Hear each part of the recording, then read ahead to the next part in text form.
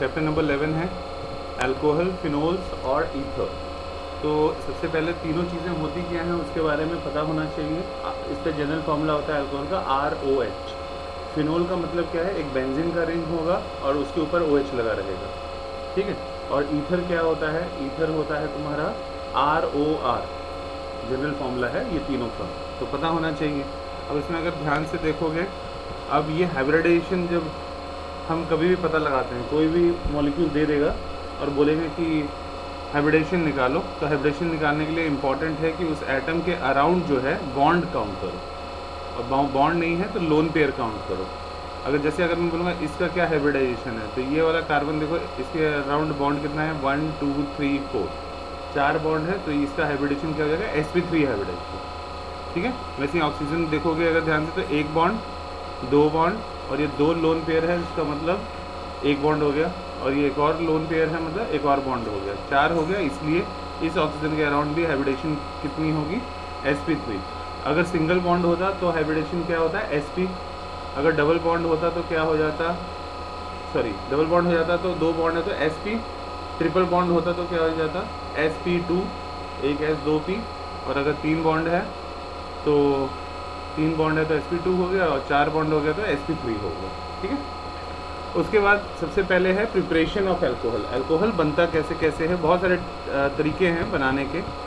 एक तो तरीका क्या है, कोई भी ये बहुत ही इंपॉर्टेंट है, ये तुम्हें कन्वर्जन में काम आने वाला है, एल्कीन।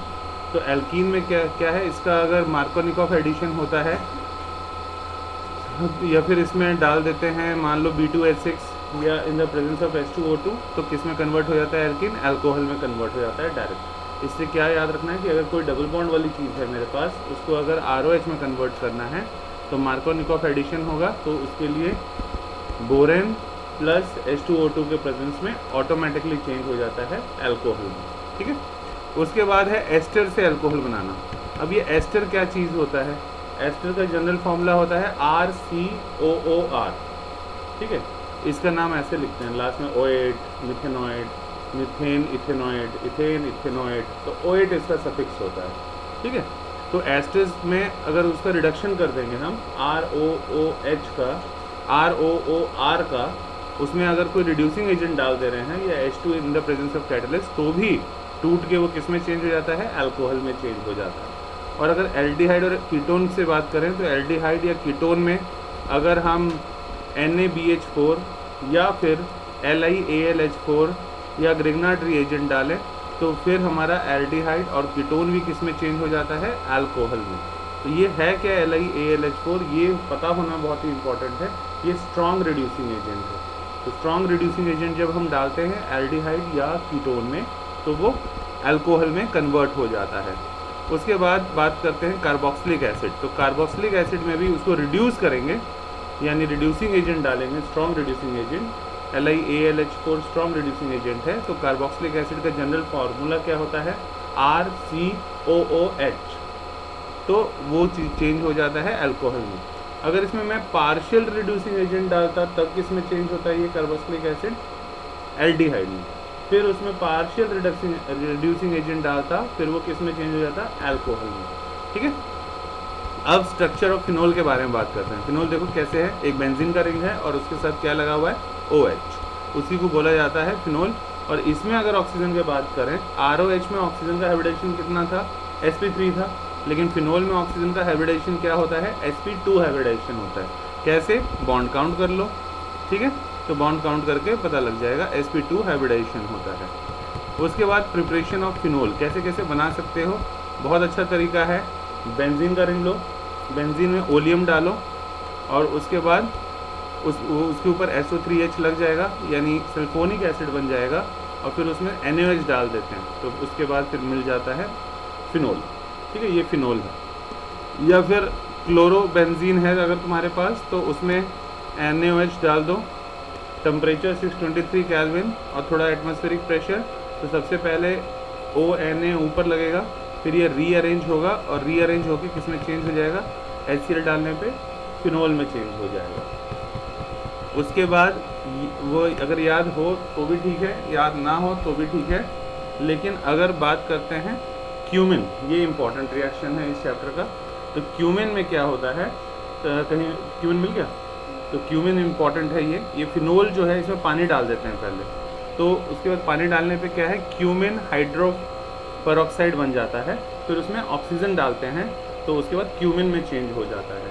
क्यूमिन का स्ट्रक्चर बना के प्रैक्टिस कर लोगे कि बेंजीन के ऊपर कौन सा ग्रुप लगा रहता है, CH3 CH CH3, ठीक है। तो इसी प्रोडक्ट का नाम है क्यूमिन। तो ये बनाने के लिए अक्सर पूछ लिया जाता है, बहुत ही इंपॉर्टेंट रिएक्शन है इस चैप्टर का कि how to prepare the cumin, ये अक्सर पूछ लिया जाता है बोर्ड एग्जाम्स में। उसके बाद दूसरा भी इम्पॉर्टेंट है कि पहला अगर कोई बेंजीन के ऊपर NH2 लगा है तो उसको क्या कहा जाता है, उसको एनिलिन कहा जाता है। तो एनिलिन जो है उसमें NaNO2 डालोगे यानी sodium nitrate in the presence of HCl, तो सबसे पहले बेंजीन डाइजोनियम क्लोराइड में चेंज होगा ऊपर में अगर देखो, और उसके बाद फिर उसमें पानी डाल देते हैं और गर्म कर देते हैं हल्का सा, और पानी डाल के गर्म हल्का सा डालेंगे तो वो किस में चेंज हो जाएगा, फिनोल में चेंज हो जाएगा। तो एनिल ये तुम्हें नेम उसमें कन्वर्जन में काम आएगा कि अगर तुम्हारा कोई एनिलिन दिया हुआ है और फिनोल तक पहुंचना है तो तुम्हें याद रखना पड़ेगा कि NaNO2 डाल के पहले हम बेंजीन डाइजोनियम क्लोराइड तक पहुँचे और उसके बाद उसमें पानी डाल के हल्का सा गर्म पानी डाल दें तो वो किस में चेंज हो जाएगा, फिनोल में। अब बात करते हैं कंसेप्चुअल क्वेश्चन का जो कि इस चैप्टर से आता है। कुछ भी आ सकता है, अल्कोहल और फिनोल कुछ भी दे देंगे और बोलेंगे उनका बॉइलिंग पॉइंट बताओ, किस कंपेयर करो, या है ना वो कंपेयर, कुछ भी कंपैरिजन आ सकता है। तो उसमें अगर बॉइलिंग पॉइंट के बारे में बात करें तो अल्कोहल और फिनोल दोनों में ही वैसे बॉइलिंग पॉइंट हाई होता है क्योंकि हाइड्रोजन बॉन्डिंग फॉर्मेशन होती है, ठीक है।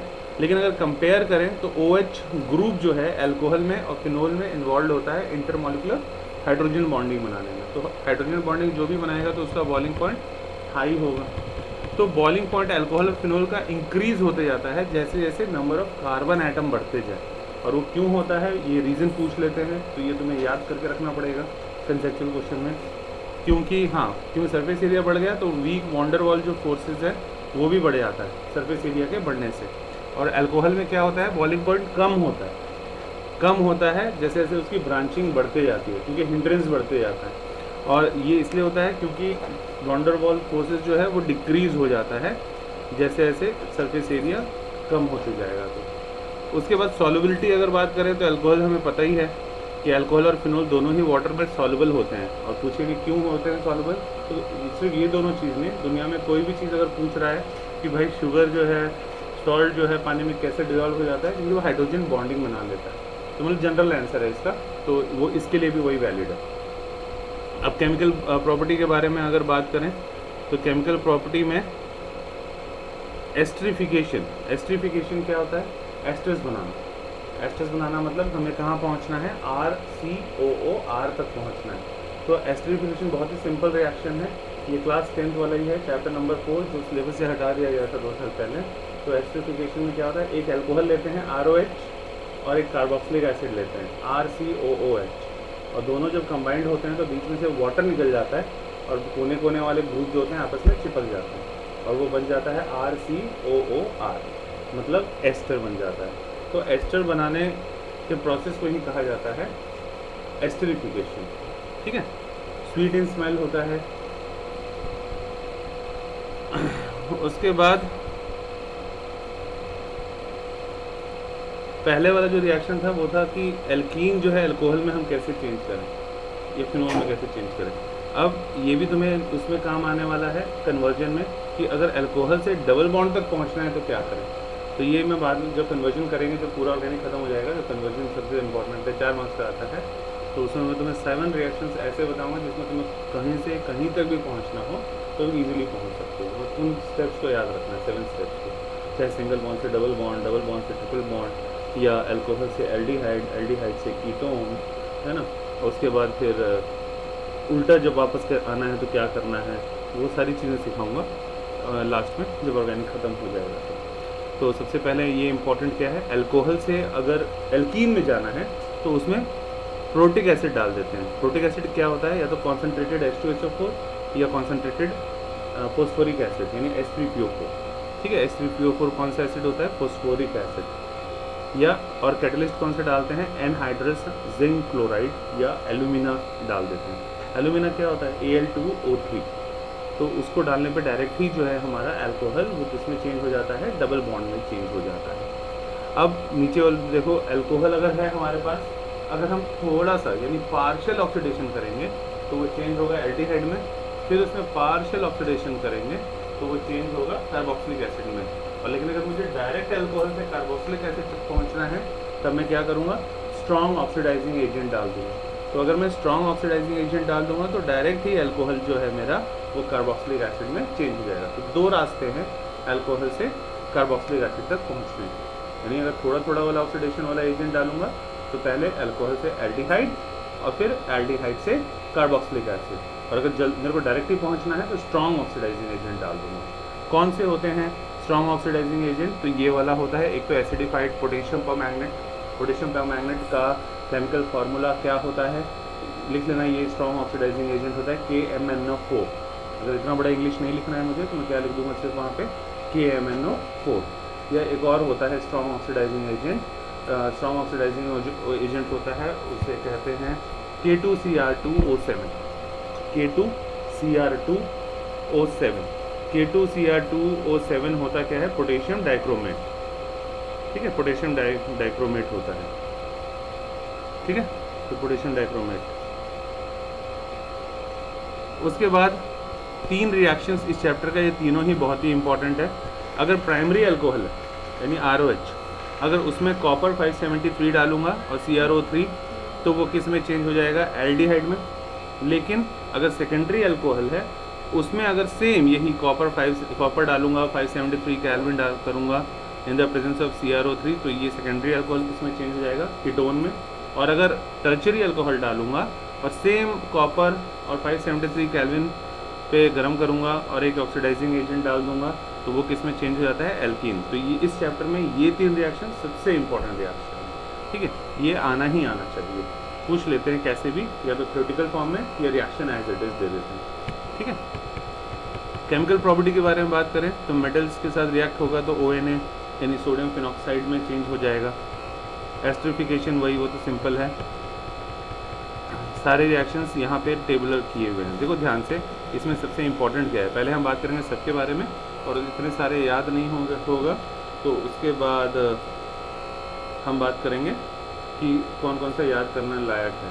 सबसे इम्पॉर्टेंट जो याद करने लायक है, सबसे पहले ये वाला रिएक्शन कि फिनोल जो है, फिनोल जो होता है वो कॉन्सेंट्रेटेड HNO3 डालेंगे तो किस में चेंज होगा, वो पिक्रिक एसिड में चेंज हो जाता है। ये पिक्रिक एसिड क्या होता है, फिनोल में ही अल्टरनेट पोजीशन पे एक छोड़ के NO2 NO2 NO2 लगा होता है, इसको बोला जाता है पिक्रिक एसिड। तो फिनोल में अगर कॉन्सेंट्रेटेड HNO3 डालेंगे तो पिक्रिक एसिड में चेंज हो जाता है, जबकि फिनोल में अगर डाइल्यूट HNO3 अगर डाल रहे हैं तो 50% जो होता है NO2 वो जाके ऑर्थो पोजीशन पे लग जाता है, और 50% जो होता है NO2 वो जाके पैरा पोजीशन पे लग जाता है। इसको बोलते हैं जो ऑर्थो पोजीशन पे लगता है उसको बोलते हैं ऑर्थो नाइट्रोफिनोल, और जो पैरा पोजीशन पे लगता है उसको बोलते हैं पैरा नाइट्रोफिनोल। अगर इसमें से मैं पूछता हूँ कि दोनों में से ज़्यादा कौन बनेगा, एक इसमें से 100% ज़्यादा बनता होगा मेजर प्रोडक्ट, और एक कम बनता होगा। तो आंख बंद करके कभी भी पूछो इस तरह के स्ट्रक्चर में कि मेजर कौन होगा, तो कौन सा तुम्हारा जवाब होना चाहिए, पैरा वाला, क्योंकि उसका स्ट्रक्चर जो है वो सिमेट्रिकल। तो अगर सिमेट्रिकल स्ट्रक्चर है तो वो ज़्यादा स्टेबल है, तो वही ज़्यादा बनेगा हमेशा, चाहे किसी में पूछे। बस ये दोनों रिएक्शन इसलिए पूछा जाता है क्योंकि डाइल्यूट डाल रहे हैं जब HNO3 नाइट्रिक एसिड तो कुछ और बन रहा है, और अगर कॉन्सेंट्रेटेड डाल रहे हैं तो कुछ और बन रहा है, तो इसलिए ये इंपॉर्टेंट हो जाता है। ठीक है, उसके बाद ये भी इंपॉर्टेंट है कि अगर इसमें ब्रोमीन वाटर डाल दिया, ब्रोमीन मतलब ज़्यादा अमाउंट में ब्रोमीन Br, तो भी Br जो है ऑल्टरनेट पोजीशन पे जाके सब जगह लग जाता है, यानी सेकंड पोजीशन पे, फोर्थ पोजीशन पे और सिक्स पे, इसलिए इसका नाम क्या हो जाता है, ट्राई ब्रोमोफिनोल। लेकिन अगर ब्रोमीन डालेंगे in the presence of carbon disulphide और 273 केल्विन में अगर इसको गर्म कर देंगे तो वही 50% जो है जाके ऑर्थो पे लग जाएगा और 50% जाके पैरा पे लग जाएगा। और अगर दोनों में पूछेंगे मेजर कौन सा होगा तो आंख बंद करके पैरा पोजीशन वाला ही मेजर होगा हमारा। ठीक है, उसके बाद ये रिएक्शन कन्वर्जन के लिए सबसे इम्पोर्टेंट है कि अगर फिनोल है और मैं चाहता हूँ ऊपर से मैं OH गायब कर दूँ, तो OH गायब करने के लिए मुझे क्या करना पड़ता है, फिनोल में जिंक डस्ट डाल देते हैं। तो जिंक डस्ट डालेंगे तो ऑटोमेटिकली OH गायब हो जाएगा और सिर्फ हमारे पास क्या बच जाएगा, बेंजीन बच जाएगा।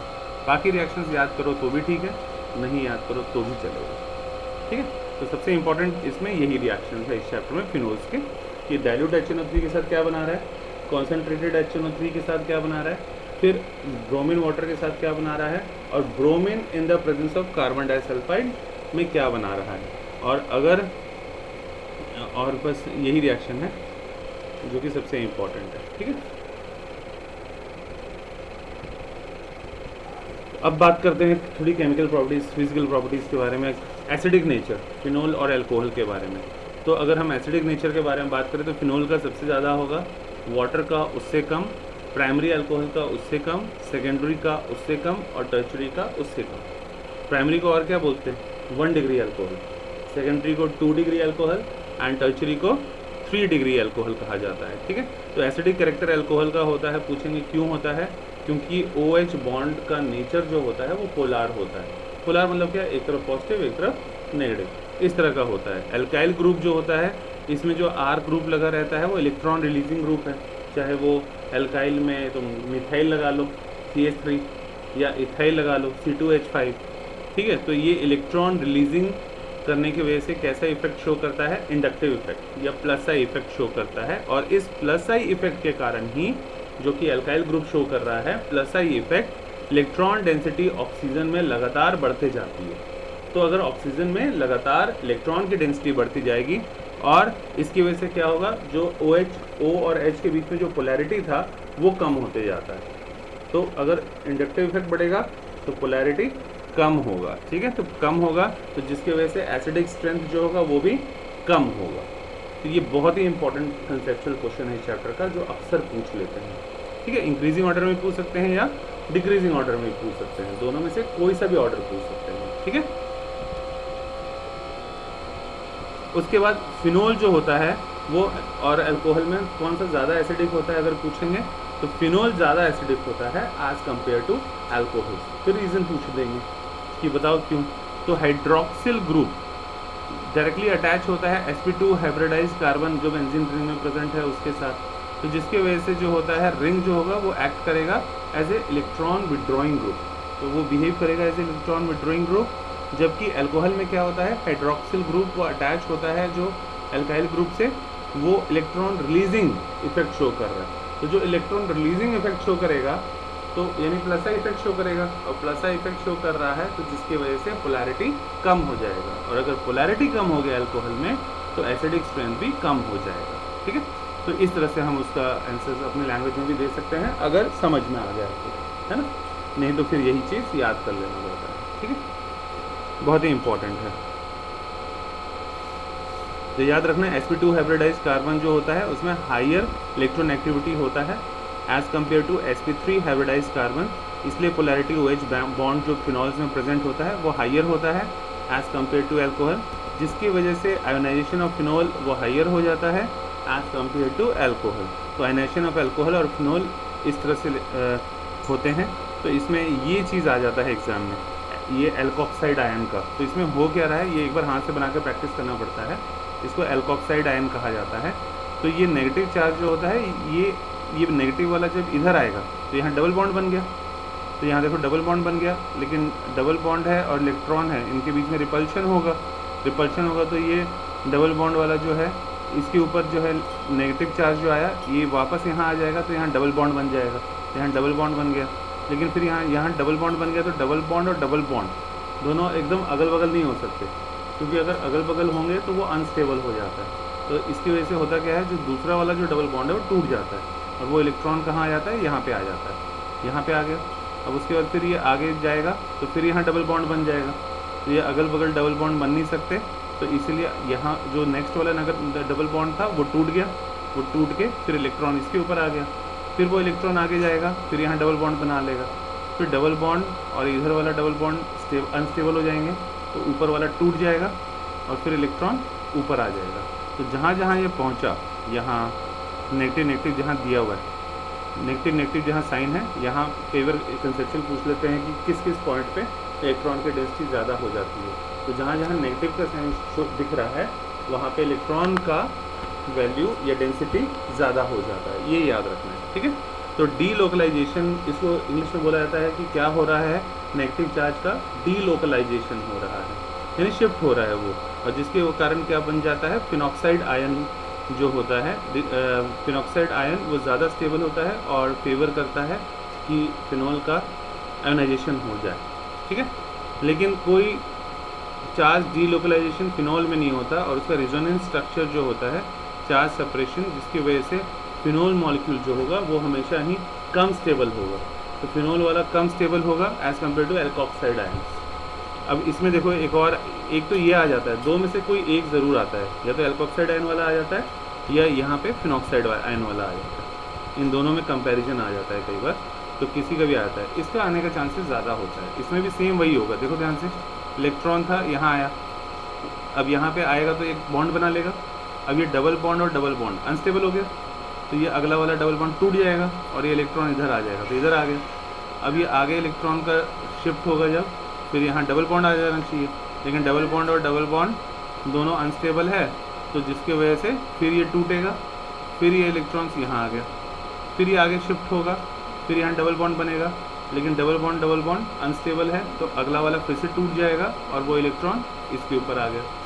फिर ये आगे शिफ्ट होगा, फिर यहाँ डबल बॉन्ड बना लेगा, और ये डबल बॉन्ड और ये डबल बॉन्ड अनस्टेबल हो गया, इसलिए नेक्स्ट वाला जो होता है डबल बॉन्ड वो टूट जाता है और वो इलेक्ट्रॉन ऊपर आ जाता है, ठीक है। इसमें भी शिफ्टिंग वैसी होती है, बस वहाँ पे O था और यहाँ पे OH होता है, इसलिए उसको एल्कोक्साइड आयन बोलते हैं और इसको फिनॉक्साइड आयन कहा जाता है, ठीक है। और OH जो है वो कौन सा ग्रुप है, इलेक्ट्रॉन विड्रॉइंग ग्रुप है। अगर इसके ऊपर मान लो अगर इलेक्ट्रॉन विड्रॉइंग ग्रुप जैसे कि नाइट्रो ग्रुप लगा दिया जाए, तो जिसके कारण जो होता है फिनोल का एसिडिक स्ट्रेंथ बढ़ जाता है, अगर इलेक्ट्रॉन विड्रॉइंग ग्रुप निकाल दिया जाए तो। क्यों, इलेक्ट्रॉन विड्रॉइंग ग्रुप अगर हम लगाएंगे वो इलेक्ट्रॉन निकाल लेगा, और अगर इलेक्ट्रॉन निकाल लेगा तो वो वाला जो स्पेस है वो क्या हो जाएगा, इलेक्ट्रॉन डेफिशिएंट हो जाएगा, और इलेक्ट्रॉन डेफिशिएंट हो गया है, अब उसके पास इलेक्ट्रॉन की कमी है, तो कहीं ना कहीं से वो इलेक्ट्रॉन खींचेगा तो क्या शो करेगा, एसिडिक स्ट्रेंथ शो करेगा, ठीक है। तो इसीलिए जो है इलेक्ट्रॉन अगर हम नाइट्रो ग्रुप लगा देंगे इलेक्ट्रॉन विड्रॉइंग ग्रुप, तो एसिडिक स्ट्रेंथ क्या होता है, बढ़ जाता है, ठीक है। अब अल्कोहल और फिनोल्स में टेस्ट अगर आता है कि कैसे टेस्ट किया जाता है, तो फिनोल जब रिएक्ट होगा फेरिक क्लोराइड के साथ, तो एक पर्पल कलर का कंपाउंड बन जाता है, FeOC6H5 वाला, है ना, 6। तो जबकि अल्कोहल ये वाला रिएक्शंस वाला टेस्ट नहीं देता, तो अल्कोहल में जब हम डालेंगे फेरिक वाला FeCl3 तो पर्पल कलर में चेंज नहीं होगा। तो इससे हम बोल सकते हैं कि भाई फेरिक क्लोराइड या फिर FeCl3 टेस्ट ये किसके लिए पॉजिटिव होता है, फिनोल्स के लिए, और अल्कोहल के लिए नेगेटिव शो होगा, ठीक है। अब नेक्स्ट है प्राइमरी, सेकेंडरी और टर्शियरी अल्कोहल। ये भी टेस्ट इंपॉर्टेंट है इस चैप्टर में। तो प्राइमरी अल्कोहल जो होता है उसमें अगर HCl डालोगे, और लूकास रिएजेंट टेस्ट से हम टेस्ट करते हैं, तो लूकास रिएजेंट टेस्ट में जब डालोगे प्राइमरी अल्कोहल, तो कोई इसमें झाग नहीं बनेगा, मतलब कोई टर्बिडिटी नहीं बनेगा, तो टर्बिडिटी अपीयर्स नहीं होगा रूम टेम्परेचर पे, लेकिन सिर्फ हीट करोगे तभी वो नज़र आएगा प्राइमरी अल्कोहल्स में। लेकिन अगर सेकेंडरी अल्कोहल है तुम्हारे टेस्ट ट्यूब में, तो टर्बिडिटी 5 मिनट के बाद दिखना शुरू हो जाएगा, झाग सा। और अगर टर्शियरी अल्कोहल है तुम्हारे टेस्ट ट्यूब में, तो टर्बिडिटी तुरंत दिख जाएगा। अगर तुरंत दिख गया तो हमें पता लग जाएगा कि कौन सा अल्कोहल है हमारे पास, टर्शियरी। अगर 5 मिनट बाद दिखा तो हमें क्या पता लगेगा, सेकेंडरी। और अगर हल्का सा गर्म करना पड़ा उसके बाद झाग बना, तो फिर हमें पता लग जाएगा उसके अंदर कौन सा अल्कोहल है, प्राइमरी अल्कोहल प्रेजेंट है। तो ये डिस्टिंग्विश टेस्ट वाला है, इसमें लूकास रिएजेंट डाल के टेस्ट किया जाता है। तो इसमें लूकास रिएजेंट में क्या है, HCl, पहले तो HCl डालते हैं अल्कोहल में, साथ में concentrated HCl plus zinc chloride, इन दोनों के मिक्सचर को बोला जाता है लूकास रिएजेंट। और अगर मान लो टेस्ट अगर मिथेनॉल और इथेनॉल में करने के लिए आया, फिर क्या करोगे, मिथेनॉल मतलब क्या होता है, CH3OH, और इथेनॉल मतलब क्या हुआ, C2H5OH, ठीक है। तो C2H5 में, तो इसमें क्या करेंगे, आयोडोफॉर्म टेस्ट करके हम पता लगा लेते हैं कि हमारे पास मिथेनॉल है या इथेनॉल है। तो इथेनॉल जो जब रिएक्ट होता है सोडियम हाइड्रोक्साइड के साथ या फिर NaOH के साथ, तो ये येलो कलर का प्रेसिपिटेट दे देता है। ध्यान से देखो, इथेनॉल में डाला आयोडीन और सोडियम हाइड्रोक्साइड, तो येलो कलर का जो प्रेसिपिटेट बना CH3 का, तो ये सिर्फ और सिर्फ फिनोल दिखाएगा, है ना, इथेनॉल दिखाएगा, C2H5OH दिखाएगा, ठीक है। मिथेनॉल ये टेस्ट परफॉर्म करेंगे तो कोई येलो प्रेसिपिटेट नहीं बनेगा। तो ये भी लर्न करना पड़ता है, याद रखना पड़ेगा तुम्हें। उसके बाद स्ट्रक्चर ऑफ ईथर, जो जनरल फॉर्मूला बताया था वही होता है। ईथर आ गया तो ROR, ठीक है। ROR is the general formula, जिसमें ऑक्सीजन जो होता है वो sp3 हाइब्रिडाइज्ड होता है, क्योंकि इसमें लोन पेयर भी 2 प्रेजेंट होते हैं। एक तो R के साथ बना रहा है बॉन्ड, एक दूसरी तरफ R के साथ बना रहा है 2 बॉन्ड, और 2 लोन पेयर होते हैं। तो मतलब टोटल 4 बॉन्ड हो गया एक तरह से, 2 लोन पेयर और 2 बॉन्ड। तो हाइब्रिडेशन कौन सा हो जाएगा? sp3 hybridisation. तो अल्कोहल में अगर सल्फ्रिक एसिड डालेंगे और 413 केल्विन पे गर्म करेंगे तो वो ईथर में चेंज हो जाएगा, मतलब ROR। और अगला जो है वो नेम रिएक्शन है कि अल्काइल हैलाइड है, उसमें अगर विलियम सिंथेसिस मतलब RX Na जब ऐड किया जाता था तो वो ईथर में चेंज हो जाता है, ठीक है, जो कि बहुत ही इंपॉर्टेंट है। उसके बाद बात करते हैं physical property. Just wait for miscibility, मतलब पानी में जो मिक्स हो जाता है। तो मिसिबिलिटी अगर हम एथर की बात करें वाटर के साथ, तो वैसे ही होता है, ऐसा लगता है जैसे अल्कोहल और ईथर का जो होता है मॉलिक्यूलर फॉर्मूला ऑलमोस्ट सेम होता है, क्योंकि ईथर होता है ROR और अल्कोहल होता है ROH। तो देखने में लगभग दोनों एक जैसे ही लगते हैं। तो ये होता है जैसे अल्कोहल की तरह ही ऑक्सीजन जो होता है ईथर का, वो भी हाइड्रोजन बॉन्डिंग बनाता है वाटर मॉलिक्यूल्स के साथ। तो कोई भी चीज़ देते हैं XYZ, अगर बोल रहा है कि इसके साथ सॉल्युबल हो जाता है तो बताओ क्यों, तो क्या लिखोगे? That is due to the presence of hydrogen bond, ठीक है।